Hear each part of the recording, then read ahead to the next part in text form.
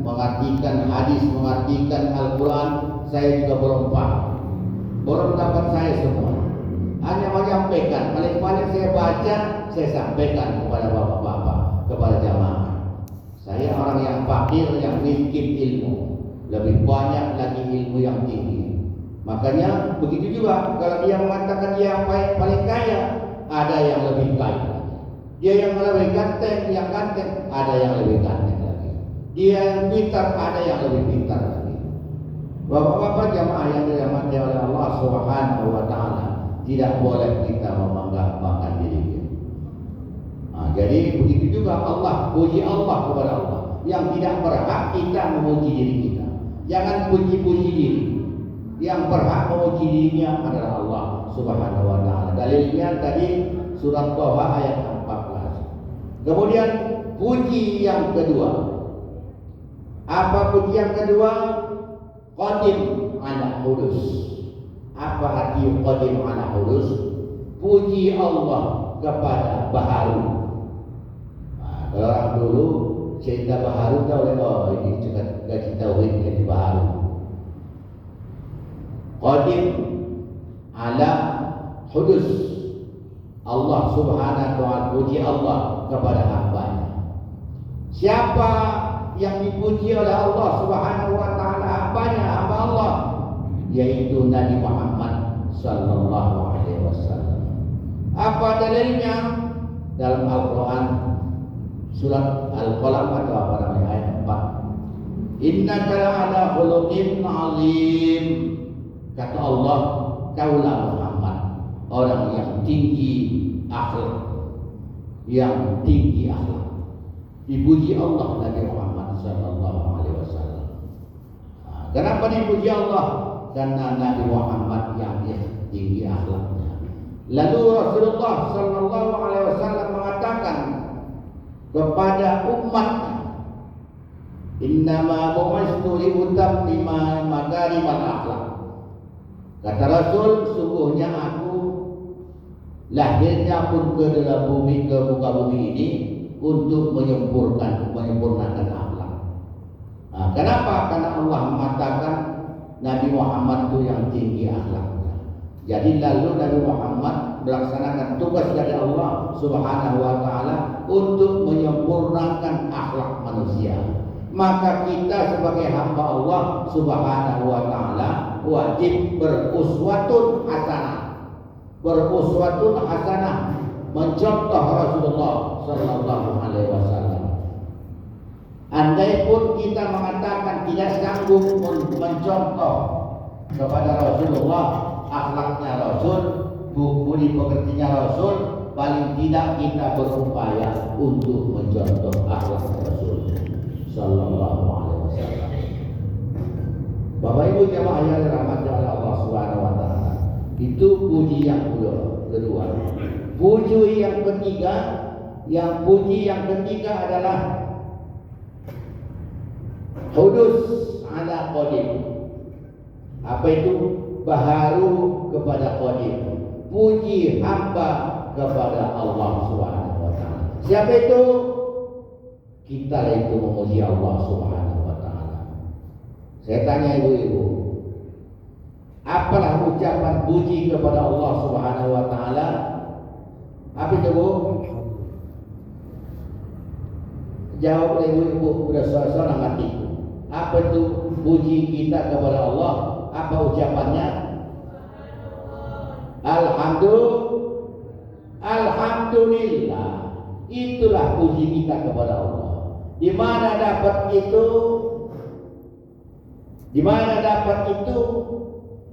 Di mana termaktub itu alhamdulillah itu? Di mana dapat ayat-ayat?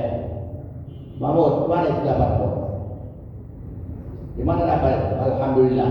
Di mana dapat itu? Suratul Fatihah. Begitu tadi kita baca alhamdulillah. Suratul Fatihah. Alhamdulillahirabbil alamin.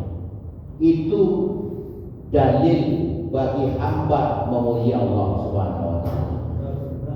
Banyak lagi pujian itu banyak apabila ada di dalam Al-Qur'an kalimat alhamdulillah, falhamdulillah itu adalah menandakan puji hamba kepada Allah Subhanahu wa taala.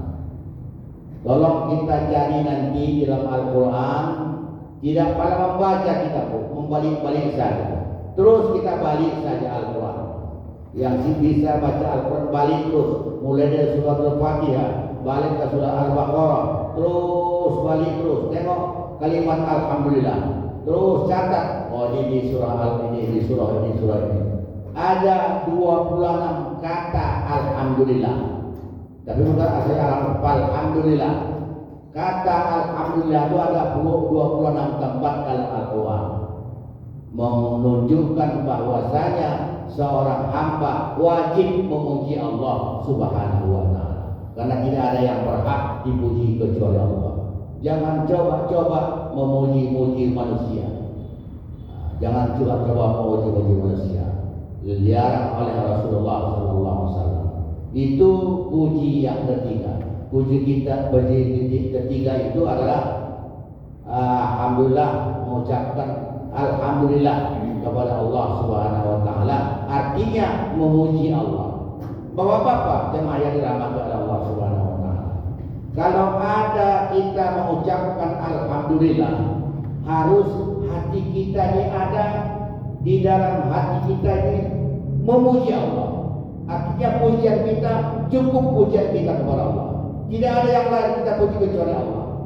Maka setiap kita mengucapkan alhamdulillah, kalau umpamanya dalam menerima hadiah, menerima pemberian nanti, kita ucapkan alhamdulillah. Terima kasih ya. Dan selalu begitu, alhamdulillah, terima kasih ya. Tapi ketika kita mengucapkan alhamdulillah, betul-betul puji itu kepada Allah. Jangan hanya sekedar cakap-cakap alhamdulillah, alhamdulillah, tapi betul-betul puji itu kepada Allah. Karena tidak ada yang berhak dan layak kita puji-puji selain Allah. Hanya Allah yang layak dan wajib kita puji-puji. Itulah tugasnya sebagai seorang hamba Allah Subhanahu wa taala. Ucapkan alhamdulillah. Nanti kalau ada orang yang mengucapkan mendapat hadiah dari orang lain, terima kasih ya, terima kasih ya. Apa jawab orang yang memberi itu? Apa jawab orang yang memberi itu? Pokoknya aku terima kasih kepada apa-apa. Terima kasih apa? Terima kasih apa? Terima kasih ya. Jangan kita jawab yo. Kenapa? Karena puji itu kepada Allah. Tentunya kita jawab alhamdulillah, segala puji bagi Allah. Tidak ada kita bisa dipuji-puji karena dikasih duit sama kita, dikasih semangat payuan sama duit sama aku. Terima kasih ya. Hebat kali ya sebagai orang yang memberikan kepada sesuatu. Hebat dia. Padahal puji itu kita puji Allah. Kita jawab alhamdulillah. Karena dipuji orang maka saling memuji. Kembalikan puji itu kepada Allah Subhanahu wa taala. Ini lain kaji ini apa Bang Idol? Lain kaji ini. Kembalikan puji itu kepada Allah. Karena tidak berhak kita memberikan sesuatu kecuali dari Allah. Jangan kita menganggap bahwa kita punya harta gara-gara kita event aku lapor baru mendapat harta. Bukan begitu. Bukan gara-gara korban. Sama dengan masuk surga bapak-bapak bukan karena sholat kita. Aku hebat sholatku, banyak sholatku. Itu mendapatkan masuk surga, tidak, karena rahmat Allah Subhanahu wa taala. Bukan karena kehebatan kita sholat itu, karena banyak sholat kita itu. Belum tentu sholat yang kita lakukan itu belum tentu diterima oleh Allah Subhanahu wa taala. Karena banyak hal-hal yang bisa mendatangkan dosa, yang bisa menghilangkan pahala sholat kita, bisa menghilangkan pahala puasa kita. Jadi banyak yang hal-hal yang bisa menghilangkan pahala puasa kita, pahala sholat kita. Jangan kita katakan karena sholat kita nanti kita masuk surga. Tidak. Jadi karena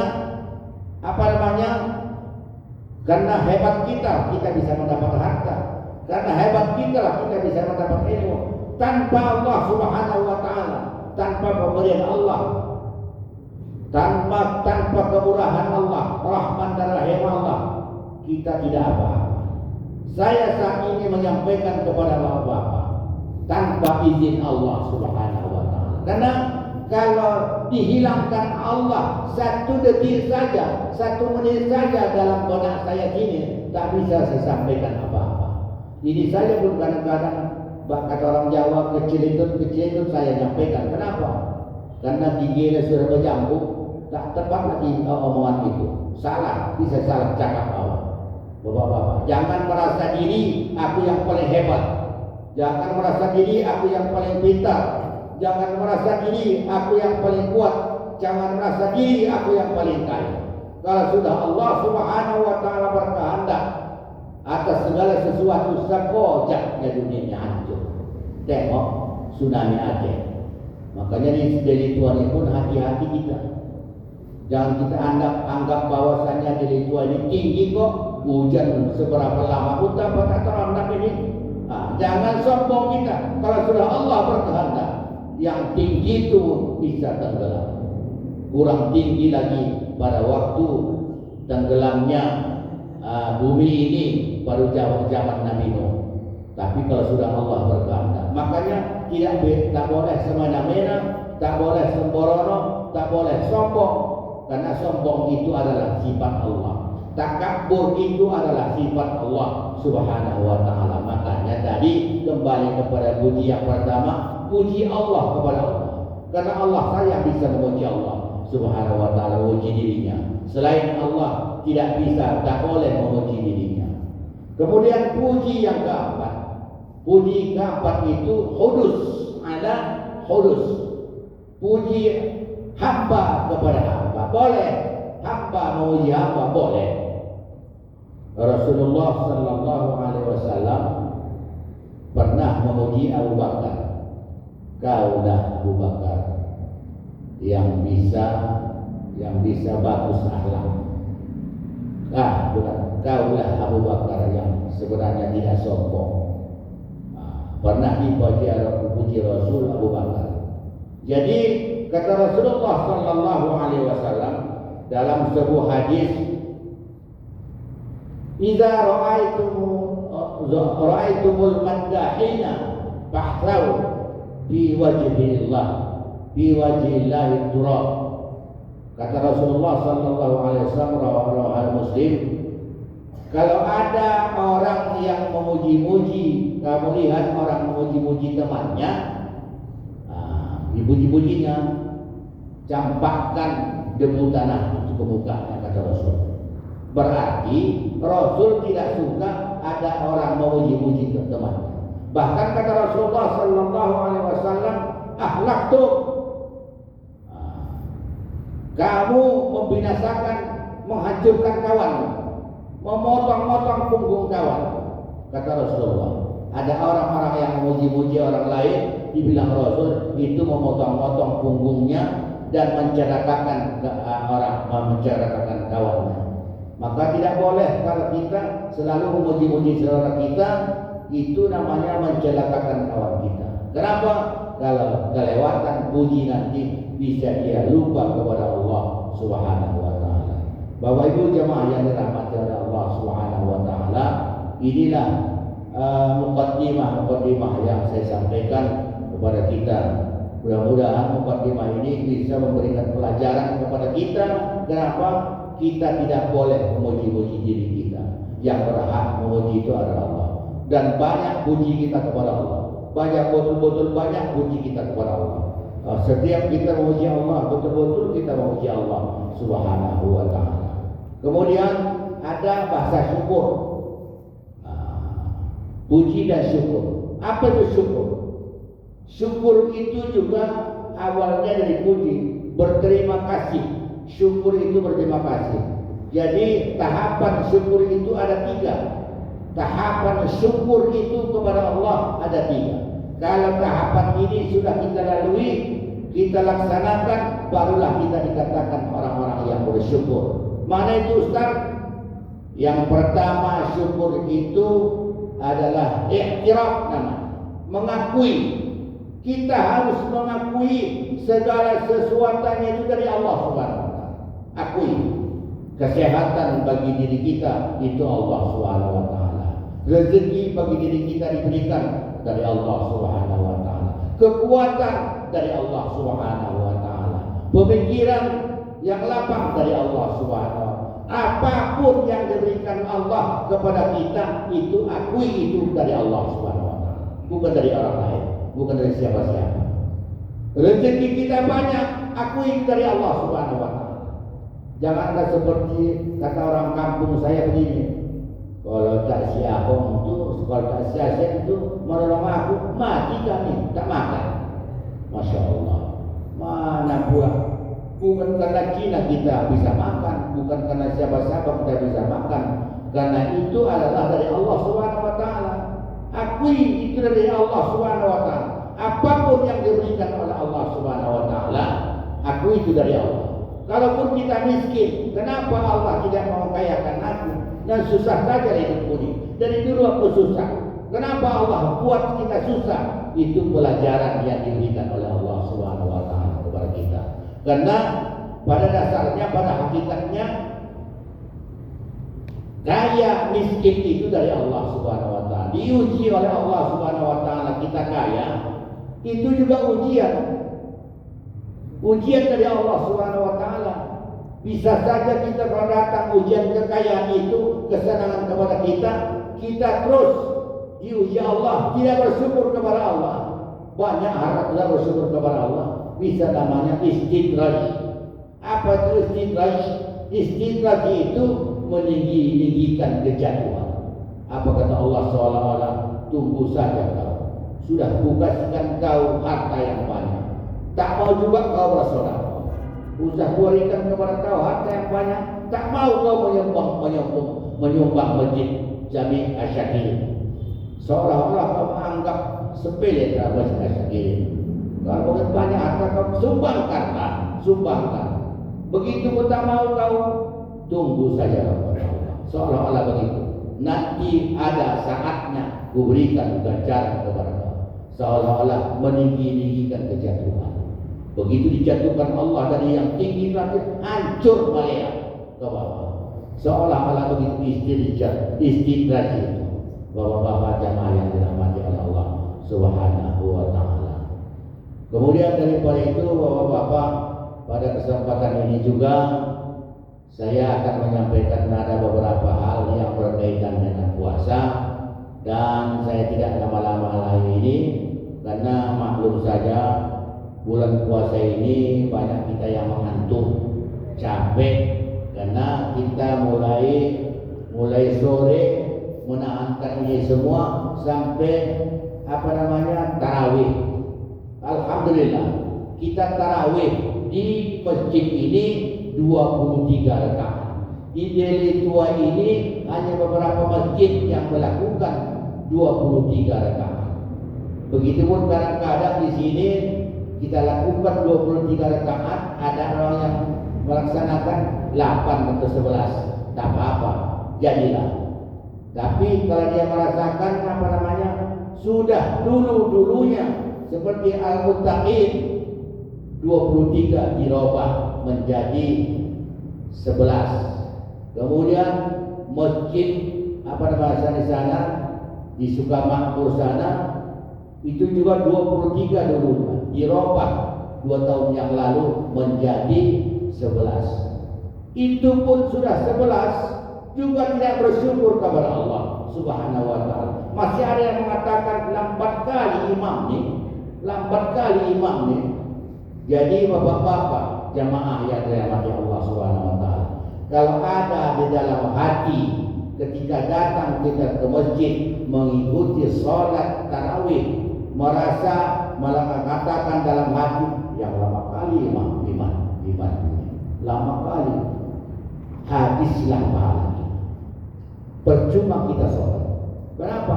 Kita membuat fitnah.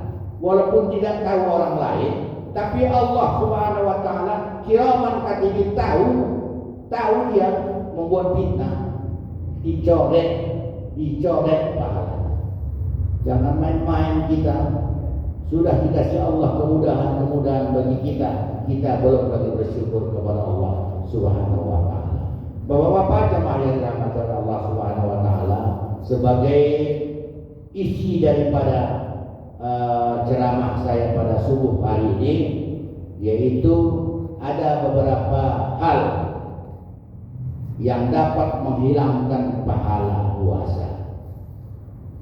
Tadi sampai kepada syukur saja. Nanti sekali lagi tadi sampai puji, sampai kepada syukur itu iktiraf, mengakui bahwasanya semua itu dari Allah Subhanahu wa taala. Dua lagi, ta'addus sama at-ta'ah. Kenapa kita tahaddus dan at-ta'ah? Ada dalil-dalilnya semua. Itulah tahapan daripada bersyukur kepada Allah Subhanahu wa taala. Pada kesempatan ini sebagai Allah kali kita berbicara tentang hal-hal yang bisa menghilangkan pahala puasa. Ada 5 hal. Ada 5 hal yang bisa menghilangkan pahala puasa. Apa itu Bapak-bapak? Yang bisa menghilangkan pahala puasa kita, membongkar. Kalau bahasa Tanjung Balai, membongkar. Apa itu? Membongkar. Berdusta. Berdusta. Setiap berdusta, bongkar itu. Membongkar, berdusta, berbohong, itu menghilangkan pahala. Jangan sur-sur kita nanti ngomong sama kawan, apa yang kita ngomongkan itu semua bohong, hilang pahala puasa kita. Itu yang kedua. Yang pertama. Yang kedua adalah riba. Riba. Apa itu riba? Menggunjingkan orang lain, menceritakan aib orang lain, menceritakan aib orang lain, peduli dengan aib orang lain. Aibnya kata Rasul, aibnya saja tidak pedulikan.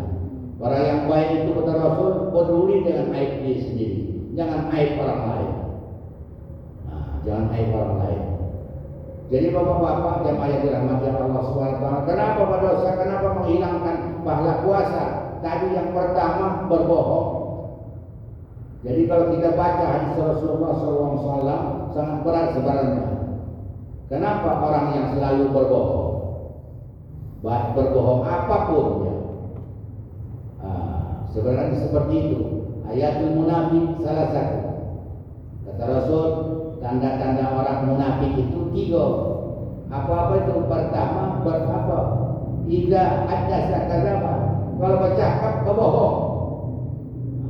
Bercakap berbohong. Tapi kita kan tidak seperti itu. Tak seterus-terusnya kita berbohong.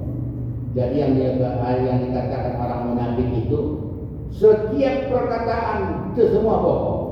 Apalagi membohongi tentang kekuasaan Allah Subhanahu wa taala. Membohongi kekuasaan Allah Subhanahu wa taala. Jadi itu jadi dosa. Pasti dosa. Makanya setiap yang kita lakukan dosa itu menghilangkan pahala amal kita. Kalau kita lakukan dosa-dosa itu menghilangkan pahala puasa kita. Maka yang kedua, riba. Apa itu riba? Menggunjingkan hal orang lain, peduli dengan aib orang lain, menceritakan aib orang lain, menceritakan menambah cerita terhadap orang lain. Itu juga dosa, bakal menghilangkan pahala puasa kita. Yang ketiga, namimah. Apa itu namimah? Adu domba. Setiap duduk memecah belah, duduk ke sana buat cerita untuk memecah belah. Hancur itu. Hancur orang seperti itu. Jadi seperti apa yang dilakukan sekarang di Indonesia nih? Siapa itu pengaruh kafir, laknatullah alaih. Pengaruh orang yang menginginkan negara ini mau dirampasnya. Orang-orang yang menginginkan bahwa tanah yang di Indonesia ini untuk diambilnya, dibuatnya pengaruh. Mempengaruhi orang lain, mempengaruhi ustaz, mempengaruhi kiai, mempengaruhi habib, sehingga habib dengan NU berlawanan, Kemudian NU dengan ini berlawanan, agama dengan agama, ustaz dengan ustaz berlawanan. Siapa yang mengkacaukan itu? Siapa mengkacaukan? Orang-orang yang beringinan, yang berhajat untuk mengambil hasil, untuk mengambil negara ini. Yakinlah kita bapak-bapak, jamaah yang dirahmati Allah. Kalau di Banten kita dengar sudah banyak masyarakat yang hancur, dihancur, dibuat oleh orang yang menginginkan negara ini. Tapi kita tak tahu bapak-bapak, di balik kita di Delitua ini di mana itu?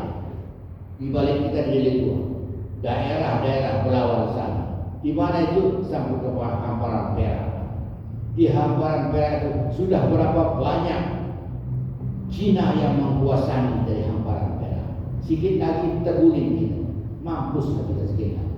Kalau kita rakyat ini tidak tegar, kalau kita tiang rakyat ini juga ikut melakukan dosa-dosa, nanti kapan doa kita diterima oleh Allah Subhanahu wa taala? Kadang-kadang bapak-bapak habis dari si Jokowi diuji oleh Allah Subhanahu wa taala. Itu ujian Allah sama kita. Diciptakan Allah Jokowi jadi presiden, semua menghancurkan masyarakat. Kalau juga nanti si Prabowo juga, itu ujian Allah. Kenapa itu? Itu memang sengaja diangkat oleh Allah Subhanahu wa taala supaya ujian bagi kita. Baru biar tahu dengan mengangkat pemimpin yang tidak amanah, hancur kepada kita. Kenapa? Biar tahu kan. Kenapa kita ini banyak juga dosa? Kenapa dosa kita banyak kita? Begitu ngomong sudah berdosa. Banyak lagi kita lihat mak-mak yang membuat dosa, tak ada lagi bisa dilakukannya, buatnya dosa. Apa itu?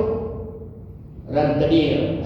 Asal datang orang pakai menyandang tangan, terus nanti ngumpul mak-mak. Apa kerjanya? Ngumpul, mengambil duit rentenir dari barang. Itu apa hukumnya itu? Apa itu hukumnya itu apa? Arif. Apa hukumnya itu mengambil duit-duit yang begitu? Apa itu? Apa itu apa? Apa? Ambil duit begitu apa? Haram. Hah? Riba.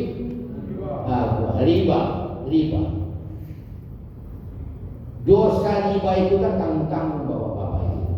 Itu juga dimainkan mak-mak itu dosa. Lain lagi bapak-bapak lagi bikin dosa.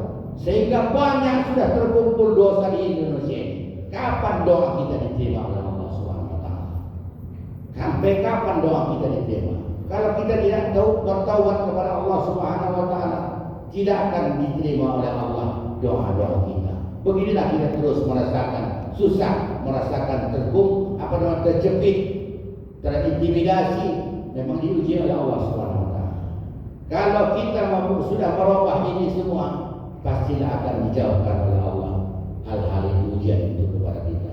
Bapak-bapak jamaah yang dirahmati oleh Allah Subhanahu wa taala. Riba, hentikan riba.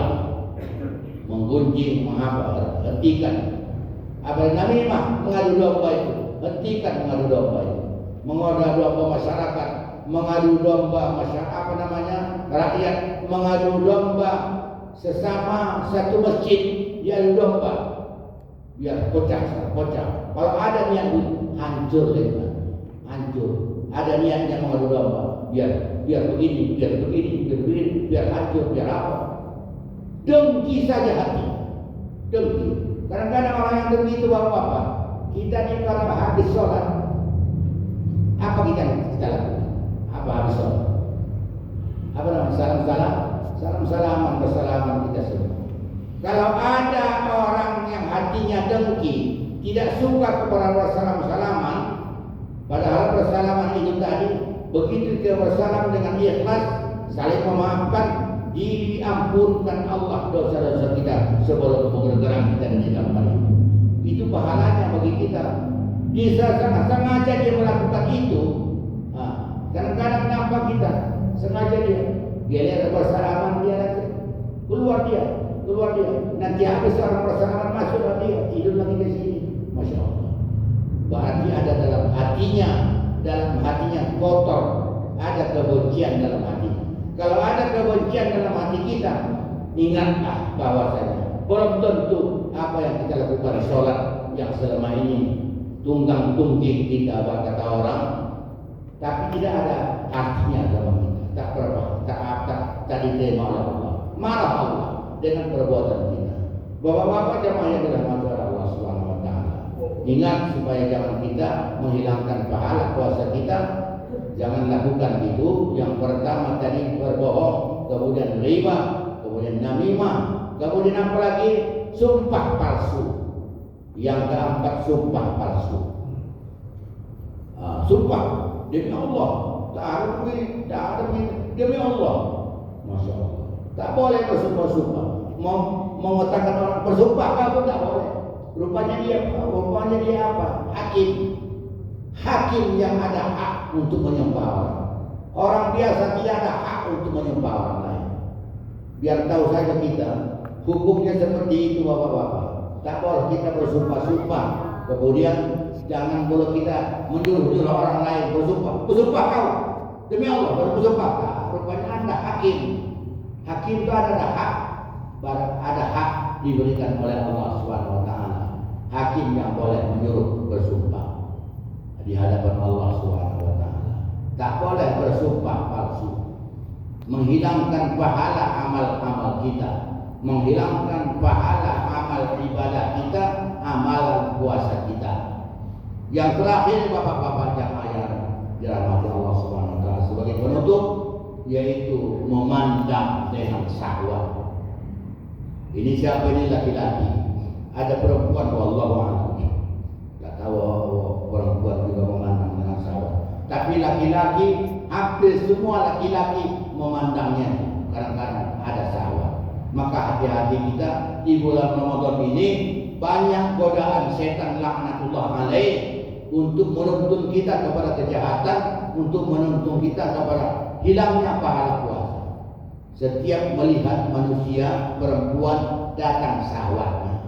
Makanya jangan kita tengok-tengok perempuan, karena di zaman-zaman bulan di waktu-waktu Ramadan ini sangat sekali bapak-bapak. Begitu kita pandang orang yang tidak cantik menjadi cantik.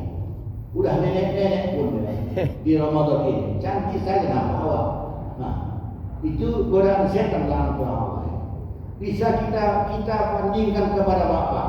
Semua merasakan ini yang sudah berumah tangga. Semua merasakan ini yang laki-laki yang sudah berumah tangga. Apa itu? Saya tunjukkan rahasia. Setiap nanti anak kita baru lahir, baru melahirkan istri kita, cantik saja nampak kita bini kita ini, wangi saja bini kita ini. Padahal kita tidak boleh mendekatkan bini kita. Boleh mendekat, jangan sampai melakukan hal-hal lain, berdosa. Itu satu godaan. Itu satu godaan. Cantik saja nampak. Jadi Ramadan itu pun begitu juga. Cantik saja kita nampak kita perempuan. Walaupun sudah nenek-nenek, cantik juga nampak kita. Itu godaan setan. Jadi jangan memandang syahwat. Jangan memandang kita bersama syahwat kita. Menghilangkan pahala puasa kita. Itu yang paling berat ujian Allah Subhanahu wa taala kepada kita. Maka mudah-mudahan dengan tausiah kita pada pagi hari yang tercinta ini, mudah-mudahan kita mendapatkan ilmu dan keberkahan dari Allah Subhanahu wa taala. Amin ya rabbal alamin.